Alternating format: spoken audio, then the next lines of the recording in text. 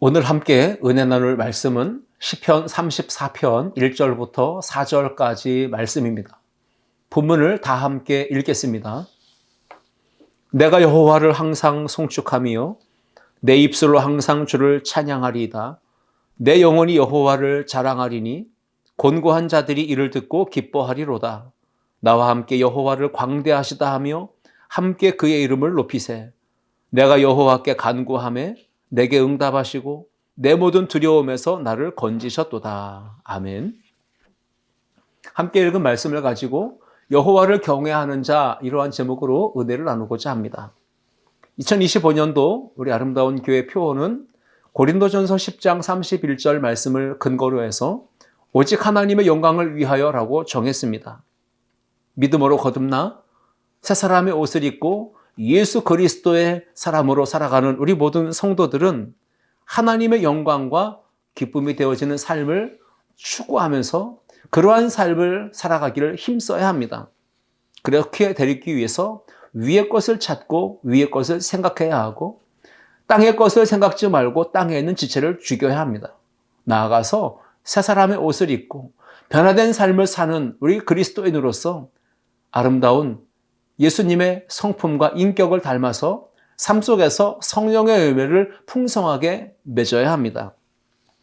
오늘 우리가 함께 상고하고 있는 시편 34편은 다윗의 시입니다. 표제는 이렇게 기록하고 있습니다. 다윗이 아비멜렉 앞에서 미친 채 하다가 쫓겨나서 지은 시라고 기록합니다. 시편 34편의 배경은 사무엘상 21장부터 22장 2절까지의 말씀을 배경으로 하고 있습니다. 블레셋 왕 아기스가 있는 곳으로 도망을 쳤습니다. 망명을 한 것입니다. 살기 위해 도망쳐서 자기의 목숨을 살리기 위해 그곳으로 피신을 했지만 거기서 오히려 죽음의 위기를 겪습니다. 간신히 다윗은 하나님의 은혜 가운데 그 위기를 모면합니다. 지혜를 발동한 것이죠. 미친 채에서 간신히 살아납니다. 그리고 도망쳐서 아둘람굴로 피한 다윗은 시편 34편을 하나님의 은혜, 사랑을 감사해서 찬양하면서 지은 시입니다. 하나님께서 사람을 지으실 때 온 몸과 또 육체의 각 지체들을 만드셨습니다. 그런데 하나님께서 입술을 지으신 이유가 무엇인지를 오늘 우리에게 제공해 주고 있습니다.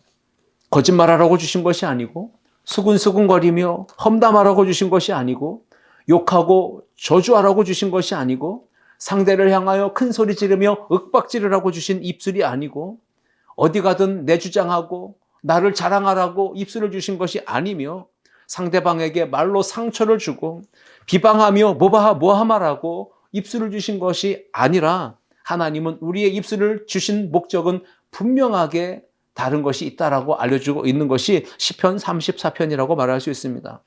시편 기자인 다윗은 새 사람의 옷을 입은 우리 모든 성도들이 일상의 삶 속에서 삶의 현장에서 그 입술로 항상 실천해야 될 것이 있다고 우리에게 가르쳐주고 있습니다.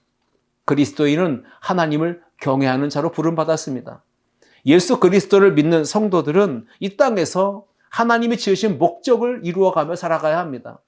하나님을 경외하는 자로 살도록 지음받았음을 기억하면서 우리가 입술로 반드시 실천해야 될 것이 무엇인지를 오늘 본문을 통해서 함께 생각해 보며 은혜를 나누고자 합니다. 첫째, 함께 읽겠습니다. 항상 하나님을 찬양해야 합니다.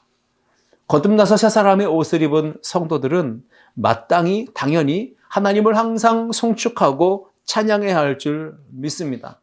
시편 34편 1절에서 다윗은 고백합니다. 내가 여호와를 항상 송축하며 내 입술로 항상 주를 찬양하리이다. 그렇습니다. 구원받은 성도는 다윗처럼 항상 입술을 열 때마다 하나님의 크신 사랑과 은혜를 높여 송축하며 찬양하며 경배해야 할 줄 믿습니다. 모든 상황 속에서, 항상은 모든 상황 속에서입니다. 환경을 초월하고 상황을 초월해서 어떤 문제를 만났을지라도 하나님을 찬양하고 경배하라는 말씀입니다. 즉 힘들고 어려울 때에도 고난과 역경을 당했을 때에도 좋은 일이 있거나 나쁜 일이 있을 때에도 가슴은 아픈 일이 있을 때든 슬픈 일이 있을 때든 인생이 승승장구할 때든 아니면 인생이 내리막길을 걸으며 밑바닥으로 떨어져서 바닥을 헤매일 때든 시인은 항상 여호와를 찬양하고 그 입술로 하나님을 송축하고 경배하겠다라고 하는 결단과 고백을 올려드리고 있습니다. 오늘 시편 34편 1절의 고백이 우리 모든 성도들의 고백이 될 수 있기를 축원합니다. 우리는 언제 어디서든지 어떤 장소에서든지 어떤 사람을 만나든지 그곳에서 늘 항상 하나님의 영광을 위해 창조된 피조물로서 마땅히 지음받은 목적 그대로 하나님을 그 입술로 찬양하고 경배해야 할 줄 믿습니다. 이사야 43장 21절은 우리를 지으신 하나님의 목적을 소개합니다. 이 백성은 내가 나를 위하여 지었나니 나를 찬송하게 하려 함이니라 말씀했습니다. 하나님을 찬송하도록 지음받은 그 목적이 있다는 것이죠. 시편 104편 33절에도 이렇게 말씀합니다. 내가 평생토록 여호와께 노래하며 내가 살아있는 동안 내 하나님을 찬양하리이다.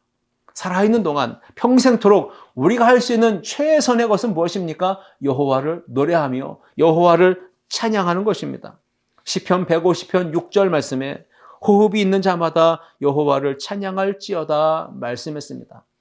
우리가 호흡이 있는 날 동안 평생토록 우리의 입술로 하나님을 마음껏 소리 높여 찬양하는 우리 아름다운 성도들 모두가 될 수 있기를 축복합니다.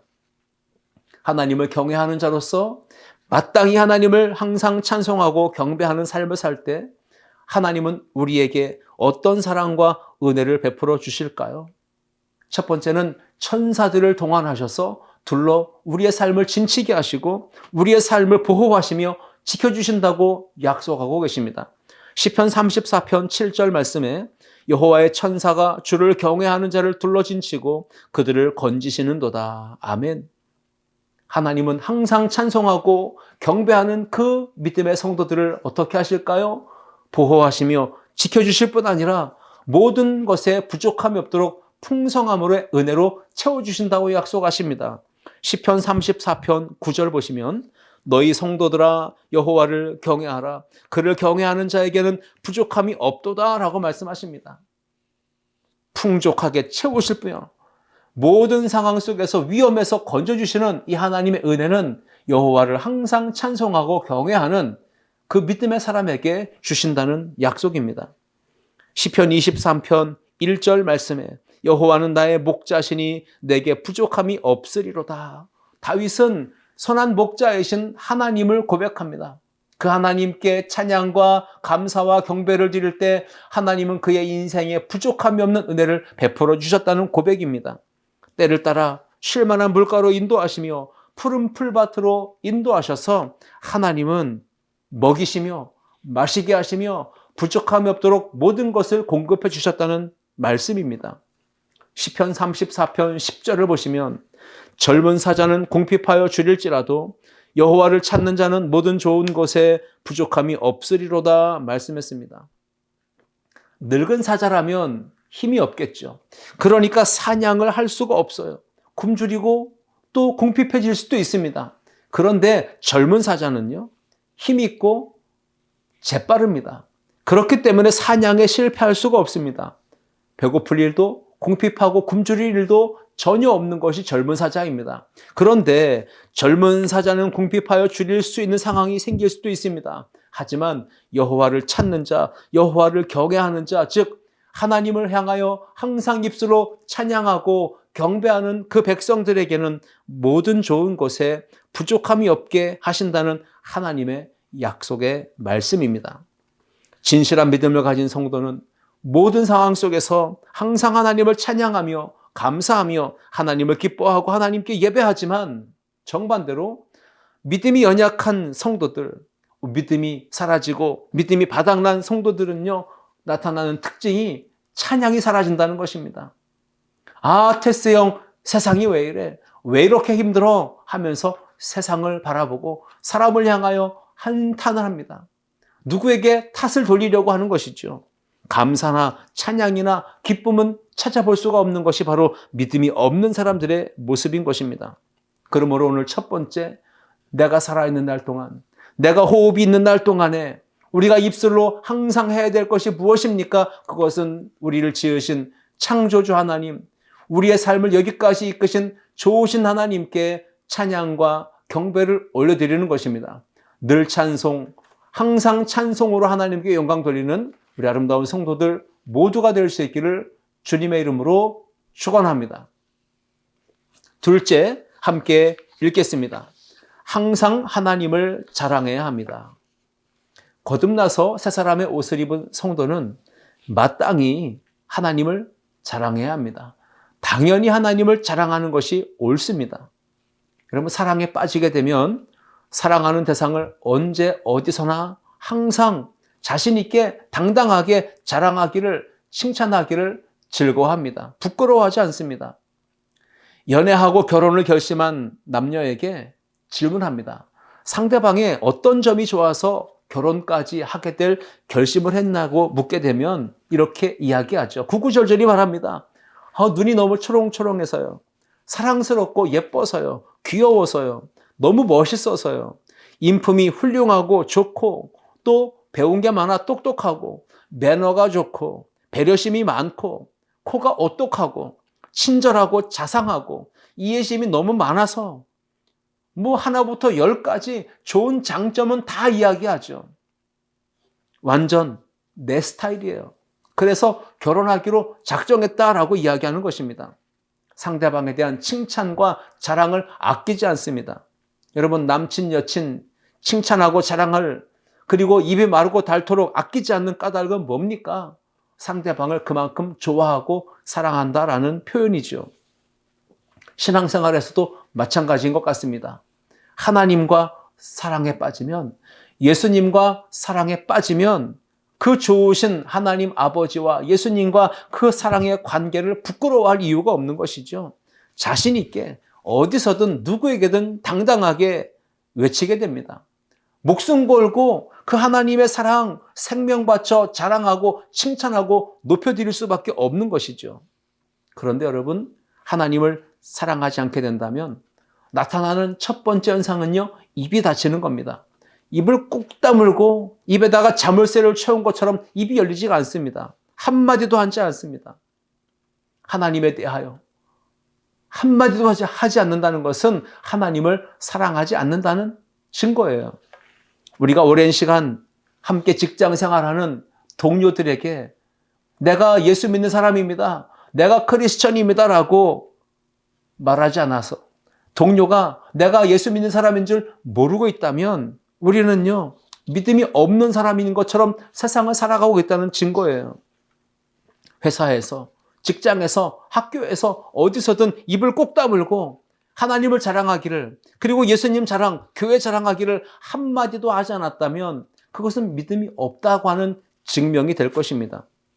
교회 다닌다는 사실을 은폐하고 감추고, 그리고 온갖 회식 자리라고는 다 빠지지 않고 참여하면서 믿지 않는 동료들과 똑같이 술 마시고 담배 피우고, 그것도 모자라서 밤늦은 시간까지 2차, 3차를 다니는 것은요, 나 믿음이 없는 사람입니다, 나 예수님과 상관없이 사는 사람입니다 라고 하는 것을 드러내는 것이죠. 여러분, 만약 하나님을 뜨겁게 사랑하는 사람이었다면 내가 예수 믿는 사람입니다, 나 크리스천입니다 이렇게 당당하게 자신 있게 자랑하며 칭찬하며 말하지 않을 수 있을까요? 불가능했을 것입니다.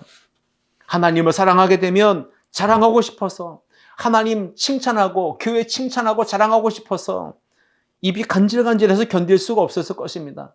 입술이 들썩들썩거리면서 그냥 항상 입이 열려서 크게 자랑하고 칭찬을 아끼지 않았을 것입니다. 사도 바울을 보십시오. 갈라디아서 6장 14절에 이렇게 고백합니다. 그러나 내게는 우리 주 예수 그리스도의 십자가 외에 결코 자랑할 것이 없으니 했습니다.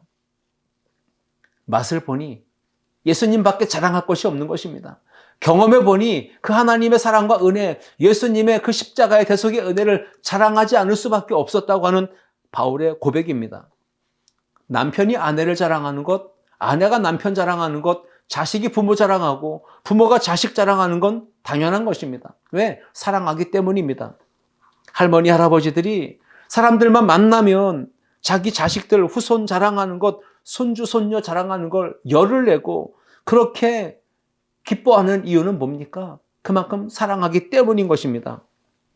손주, 손녀가 태어나기 전에는 핸드폰 사진이 온통 어디 여행 가서 꽃구경 가가지고 찍은 사진들로 도배를 했었는데 손주, 손녀가 태어난 다음에는요, 핸드폰 앨범이든 동영상에 자기 사진은 하나도 없어지고 이제는 몽땅 손주, 손녀 사진과 동영상으로 가득 채워지잖아요. 그리고는 틈만 나면 핸드폰 열어가지고 사진첩에 있는 손주, 손녀 사진 보고 동영상 보고 좋아하고 기뻐하고 웃으면서 그것을 또 주변 사람들에게 보라고 내 손자, 손녀라고 칭찬하고 자랑하기를 아끼지 않습니다. 그렇습니다. 누군가를 사랑하게 된다면 가장 먼저 입술이 열리게 됩니다. 그리고 늘 항상 칭찬하고 자랑하게 되는 것입니다. 우리가 매년 다니엘 기도회를 하게 됩니다. 그때 다니엘 기도회 때마다 강사로 초빙되는 분들을 보면 동일하게 그분들은 하나님의 은혜를 경험하신 분들입니다. 그리고 하나님의 은혜를 찬양하며 간증하고 자랑하는 것입니다. 간증을 들으면서 많은 사람들이 나도 은혜를 체험하고 저분처럼 주님을 자랑하는 간증의 주인공이 돼야지 이렇게 비전을 갖게 되는 것입니다. 여러분, 간증이라는 건 찬양하는 겁니다. 간증이라는 건 칭찬하는 것입니다. 내가 경험한 그 하나님의 사랑과 은혜를 부끄러워하지 않고 당당하게 증거하는 것이 바로 간증이죠. 그런데 찬양이라고 하는 히브리어 단어는요, 할랄이라고 합니다. 근데 할랄이라고 하는 단어에는요, 몇 가지 의미가 있습니다. 기뻐한다, 칭찬한다, 자랑한다, 찬양한다, 높인다 라고 하는 의미가 있습니다. 하나님의 전능하심과 우리에게 베풀어 주신 구원과 큰 사랑과 은혜를 기뻐하며 경배한다라고 하는 의미가 할랄이라고 하는 단어에 담겨 있는 것이죠. 마음속에 남에게 자랑하고 싶고 알리고 싶고 드러내고 싶어서 입이 근질근질거려서 참을 수 없는 그 상태, 그리고 마음에 감출 수 없고 억누를 수 없는 감격과 기쁨이 가득 차서 모든 방법과 수단을 동원해서 표현하는 것, 이것이 바로 찬양하는 거예요. 칭찬하는 것입니다. 자랑하고 간증하는 것이죠. 하나님을 찬양할 때, 하나님의 이름을 높여 드릴 때 그것이 간증인데, 방법은 다양한 방법으로 온갖 수단과 모든 방법을 다 동원해서 하나님이 행하신 일들을 찬양하고 간증하는 우리 모든 성도들이 되기를 주님의 이름으로 축복합니다. 하나님께서 베푸신 사랑과 은혜를 경험했던 다윗, 자신이 곤고함에 처했고 어려움에 처했고 죽을 고비를 겪고 있을 때 하나님이 주신 그 사랑과 은혜를 경험했던 다윗은요, 기뻐했고 하나님의 은혜를 자랑했고 칭찬했고 높였습니다. 그것이 바로 찬양이고 경배고 그것이 바로 간증이었습니다. 시편 34편 오늘 본문 2절과 3절 말씀 보시면, 내 영혼이 여호와를 자랑하리니 곤고한 자들이 이를 듣고 기뻐하리로다. 나와 함께 여호와를 광대하시다 하며 함께 그의 이름을 높이세 라고 했습니다. 하나님을 진정으로 사랑한다면 1년 365일 늘 하나님을 찬양하고 마음껏 소리 높여 하나님을 자랑해야 할 줄 믿습니다. 다윗은 하나님을 자랑했습니다. 그 자랑하는 소리를 곤고한 자들이 옆에서 듣습니다. 그럴 때 그들이 마음에 기쁨을 얻고 위로를 얻고 소망을 얻게 됩니다. 다윗은 계속 이야기했지 않습니까? 나와 함께 여호와를 광대하시다 고백합시다. 나와 함께 그 여호와 하나님의 이름을 높입시다. 이렇게 믿음이 연약한 성도들을 향하여 하나님을 향하여 찬양합시다. 하나님의 은혜를 자랑하고 고백합시다. 나와 함께 하나님은 광대하신 분이십니다라고 이렇게 찬양하자고 하나님을 자랑하자고 권면했던 다윗의 모습을 우리가 오늘 보게 됩니다. 우리가 입술로 하나님을 찬양하고 자랑하고 간증할 때 우리 주변에 있는 마음이 아픈 자, 슬픈 자, 힘든 자, 곤고한 자들이 듣게 될 것입니다. 그리고 그들이 우리의 찬양과 하나님을 향한 간증과 고백을 들으면서 그들은 마음에 큰 기쁨과 위로와 소망을 얻게 될 것입니다. 함께 입술로 찬송하고 함께 입술로 하나님은 광대하신 분입니다라고 외치며 그 이름을 높이는 우리 아름다운 성도들 모두가 될 수 있기를 주님의 이름으로 축복합니다.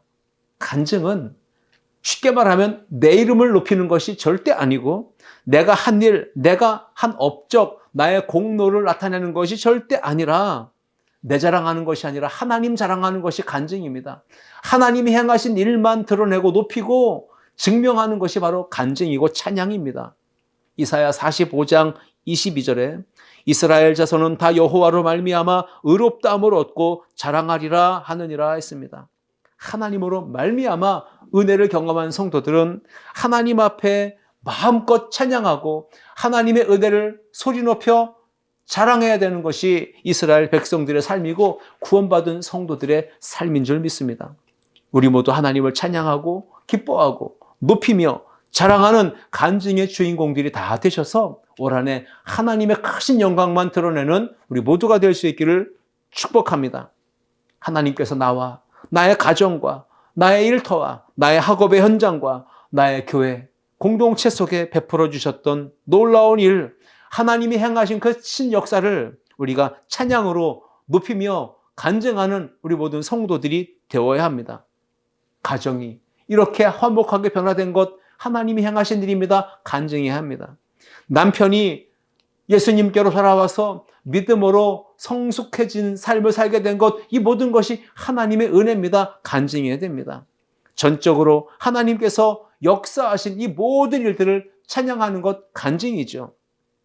사춘기 자녀, 오춘기 남편, 갱년기 아내가 변화되어서 가정 천국을 이루게 된 것조차도 하나님이 행하신 놀라운 은혜의 역사입니다. 간증해야 되는 것이죠. 부모님이 먼저 입술로 하나님을 찬양하고 자랑하면서 자녀들에게 여호와를 경외하는 삶을 가르쳐야 됩니다. 여호와를 경외하는 건 찬양하는 삶이다. 하나님의 은혜를 간증하고 자랑하는 삶이다. 이것을 부모가 먼저 삶으로 보여줘야 되는 것입니다. 시편 34편 11절 말씀에 너희 자녀들아 와서 내 말을 들으라. 내가 여호와를 경외하는 법을 너희에게 가르치리라 했습니다. 자녀들에게 여호와를 경외하는 삶을 부모가 가르쳐야 합니다. 나의 자녀들아 와서 내 말을 들으라. 여러분, 이 여호와를 경외하는 신앙을 자녀들에게 가르침으로 자녀들이 항상 하나님을 찬양하고 항상 하나님을 자랑하는 믿음의 자녀들로, 믿음의 권속들로 성장하도록 우리 부모님들이 기도와 말씀으로 양육하고 훈계하며 가르칠 수 있기를 주님의 이름으로 축복합니다. 13절과 14절 말씀에도 내 혀를 악에서 금하며 내 입술을 거짓말에서 금할지어다. 악을 버리고 선을 행하며 화평을 찾아 따를지어다 했습니다. 복을 받을 삶을 살아가라는 것입니다. 복을 받기 원하는 자 해야 될 일이 무엇입니까? 말을 잘하라는 겁니다. 속이는 말, 거짓말, 악한 말, 이것들을 금하라는 것입니다. 그리고 복을 받을 일을 행하라는 것입니다. 악을 버리고 선을 행하며 화평을 찾아 따를지어다 말씀하고 있습니다. 오늘 이 말씀을 마음판에 새겨서 항상 하나님을 찬양하고 항상 하나님을 자랑하는 복을 받는 우리 여호와를 경외하는 성도들 모두가 될 수 있기를 주님의 이름으로 축원합니다. 셋째, 함께 읽겠습니다. 항상 하나님께 기도해야 합니다. 거듭나서 새 사람의 옷을 입은 성도는 항상 해야 될 일이 찬양하는 것이고 간증하는 것이고 하나님께 입술을 열어 기도하는 것입니다. 찬양과 자랑과 기도, 이것이 바로 구원받은 성도의 삶, 새 사람의 옷을 입은 여호와를 경외하는 성도의 삶인 줄 믿습니다. 그 입술로 찬양하고 그 입술로 자랑하고 그 입술로 항상 기도하여 하나님께 영광 돌리는 복된 삶을 살아가는 우리 모두가 되기를 축복합니다. 기도는 거룩하신 창조주 하나님과 피조물인 연약한 인간이 만남을 통해 누리는 영적인 대화, 영적인 소통, 영적인 교제와 친밀한 사귐이라고 말할 수 있습니다. 기도하지 않는 것은 곧 하나님과 만나지 않는 것입니다. 기도하지 않는 것은 곧 하나님과 대화가 단절됐다는 것입니다. 하나님과 소통할 수 있는 모든 채널이 끊겼다라고 하는 것을 의미하는 겁니다. 하나님께서 우리에게 입술을 주신 이유가 뭡니까? 찬양하라고, 자랑하라고, 기도하라고 주신 줄 믿습니다. 온종일 가정에서 남편과 아내가 함께 같이 있는데 말 한마디 서로 주고받는 것이 없다면 그게 부부입니까? 그게 온전한 가정이라고 말할 수 있습니까? 어떻게 살아요? 오랜만에 절친을 만났, 아침부터 점심, 저녁까지 같이 있으면서 한마디 대화도 하지 않고 그저 밥만 먹고 있다면 그게 어떻게 절친이라고 말할 수 있습니까? 하나님을 진정으로 사랑한다면 우리는 늘 내 곁에 함께 계시고 내 안에 내주하시며 나와 늘 함께 동행하시는 하나님 아버지, 사랑의 주 예수 그리스도 성령님을 늘 의식하며 그 주님과 깊은 사귐과 교제 속에 소통하며 살아가야 될 줄 믿습니다. 호람되오 신전의식을 갖는 것입니다. 하나님 앞에서의 삶을 사는 겁니다. 하나님을 늘 생각하고 늘 의식하고 눈을 들어 늘 그 주님을 향하여 시선을 맞추고 오직 하나님의 얼굴을 바라보면서 기도하면서 찬송하면서 하나님과 깊은 대화를 나누면서 경건한 신앙생활을 할 때 하나님께 기쁨이 되고 하나님께 영광이 되는 복된 삶을 살게 될 줄 믿습니다. 우리가 아침부터 저녁까지 하루 24시간 하나님과 늘 교제해야 합니다. 대화해야 합니다. 기도로 말입니다. 하루를 시작하는 아침에 눈을 뜨면서 하나님 오늘도 나에게 새날을 주시고 생명을 주셔서 눈을 뜨게 하시고 하나님 앞에 오늘도 복된 하루를 시작하게 하신 것 감사합니다. 기도해야 되겠죠. 오늘 하루도 주님과 동행하면서 만나는 모든 사람들에게 하나님의 사랑과 은혜를 친절을 베풀며 살게 해주시옵소서. 기도해야 합니다. 오늘 하루도 무엇을 하든지 먹든지 마시든지 다 하나님의 영광을 위하여 살아가도록 성령님 나에게 힘과 지혜를 주옵소서. 기도해야 합니다. 오늘 하루도 나를 만나는 모든 사람들에게 기쁨과 행복을 안겨줄 수 있는 복된 날이 될 수 있도록 내가 축복의 통로가 되게 해달라고 기도해야 합니다. 여러분, 이렇게 우리가 일주일 내내 매일매일의 삶 속에서 하나님과 대화로 기도로 교제하고 소통하고 하나님과의 관계를 친밀하게 이어가고 있다면 그 삶은 반드시 하나님께 기쁨이 되고 영광이 되어질 것입니다. 그렇게 사는 것이 마땅하지만 일주일 내내 단 한 번도 기도에 무릎을 꿇지 아니하고 하나님과의 대화의 채널이 끊겨지고 단절된 채 살아가다가 주일에 교회 나와가지고 기도하려고 하니 기도가 되겠습니까? 입술을 열면 주여 오랜만입니다. 너무 오랜만에 배워가지고 뭐라고 딱히 할 말이 없네요. 뭐라고 기도해야 될지 잘 모르겠네요. 이렇게 그냥 기도가 짤막하게 인사하는 말로 끝나버린다면 이게 얼마나 서먹서먹한 관계라는 걸 보여주는 것입니까? 하나님과 친밀한 관계를 누리는 성도는요, 대화가 풍성합니다. 친밀한 사귐과 교제 속에 있는 성도들은 하나님과의 관계가 단절되지 않았기 때문에 늘 은혜 속에서 기쁘고 감격스러운 복된 삶을 살아가게 되는 것입니다. 시편 34편 4절과 6절 말씀 보시면 다윗은 가난하고 빈궁하고 고난이 있고 또 시련이 있고 어려움이 있었던 그 삶에서 경험했던 그 하나님의 놀라운 역사를 이렇게 고백하고 있습니다. 내가 여호와께 간구하매 내게 응답하시고 내 모든 두려움에서 나를 건지셨도다. 이 곤고한 자가 부르짖음에 여호와께서 들으시고 그의 모든 환난에서 구원하셨도다. 여러분, 간구했습니다. 부르짖었습니다. 다윗은 어려울 때, 힘들 때, 곤고할 때 부르짖었다는 것입니다. 여러분, 인생길에서 어려움이 있고 고난이 있고 문제가 있을 때 우리는 하나님 앞에 나아가 엎드려 부르짖고 간구해야 할 줄 믿습니다. 기도할 때 하나님이 응답하셨다고 말합니다. 귀를 기울이시고 들어주시고 역사하시는 하나님의 은혜가 2025년도 우리 가운데 충만하게 경험되어서 하나님의 놀라운 역사를 찬양하고 간증하고 또 증명하는 우리 아름다운 성도들 모두가 될 수 있기를 축복합니다. 인생의 염려와 걱정과 두려움의 문제를 가지고 낙심하지 말고 두려워하지 말고 하나님께 나아가 아뢰어 우리의 인생의 모든 짐을 맡기는 것, 이것이 바로 기도하는 성숙한 신앙인의 모습입니다. 하나님과 의로운 믿음의 성도의 관계가 기도로 연결되어질 때 하나님은 능력의 하나님이심을 경험하게 됩니다.